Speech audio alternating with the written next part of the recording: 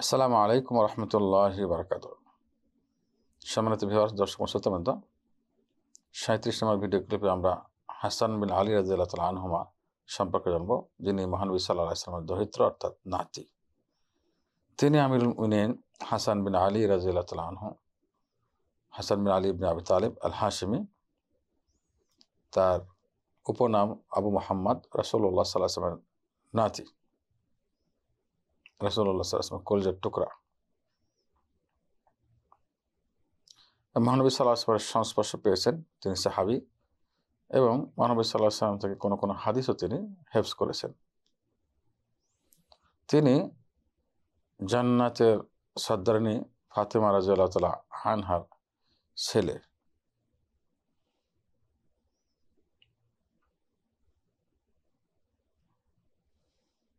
এবং তার পিতা আমিরুল মুমিনিন আলী রাদিয়াল্লাহু তাআলা আনহু। তিনি উম্মুল মুমিনাত খাদিজা রাদিয়াল্লাহু তাআলা আনহার নাতি।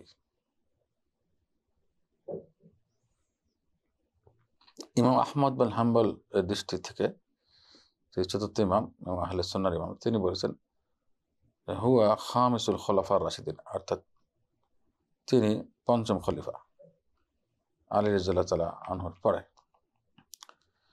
উসামা ইবনে যায়েদ রাদিয়াল্লাহু তাআলা আনহুমা থেকে বর্ণিত, রাসূলুল্লাহ সাল্লাল্লাহু আলাইহি সাল্লাম বলেন, মহানবী সাল্লাল্লাহু আলাইহি সাল্লাম থেকে তিনি বর্ণনা করেন যে উসামা ইবনে যায়েদ বলেন যে মহানবী সাল্লাল্লাহু আলাইহি সাল্লাম আমাকে, অর্থাৎ তাকে, উসামা ইবনে যায়েদকে এবং হাসানকে রাদিয়াল্লাহু তাআলা আনহুম জামিআ নিতেন, কাছে নিয়ে বলতেন যে আল্লাহুম্মা ইন্নী উহিব্বুহুমা ফাআহিব্বাহুমা, হে আল্লাহ আমি এই দুজনকে ভালোবাসি, আল্লাহ তুমি এই দুজনকে ভালোবাসো। সহিহ বুখারীর হাদিস 3747। তিনি মহানবী সাল্লাল্লাহু আলাইহি সাল্লাম থেকে অনেকগুলো হাদিস মুখস্থ করেছেন এবং এগুলো বর্ণনা করেছেন। সহিহ বুখারীর আরেকটি হাদিস, হাদিস নাম্বার 3542, উকবা বিন হারিস বলেন, আবু বকর রাদিয়াল্লাহু তাআলা আনহু আসরের সালাত আদায় করলেন, অতঃপর বের হয়ে হাঁটতে শুরু করলেন। হাঁটতে গিয়ে হাসান রাদিয়াল্লাহু তাআলা আনহুকে দেখলেন যে তিনি বাচ্চাদের সঙ্গে খেলা করছেন। অতঃপর তিনি তার কাঁধে চড়িয়ে নিলেন, এভাবে কাঁধের উপরে তাকে উঠিয়ে নিলেন এবং বললেন যে আমার পিতা তোমার জন্য কোরবানি হোক।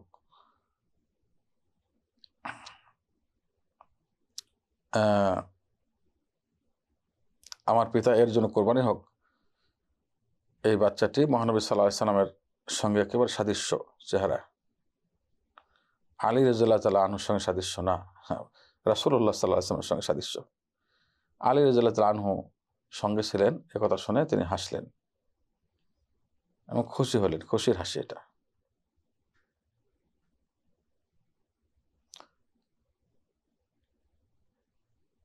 সৈয়দ হাসান রাদিয়াল্লাহু তাআলা আনহু মৃত্যুবরণ করেছেন শহীদ হয়ে, সেটা 49 হিজরিতে। তখন তার বয়স ছিল 47 এবং কেউ কেউ বলেছেন তখন বয়স ছিল 50। তিনি ছিলেন অত্যাধিক ধৈর্যশীল, অত্যাধিক ভদ্র, দিনদার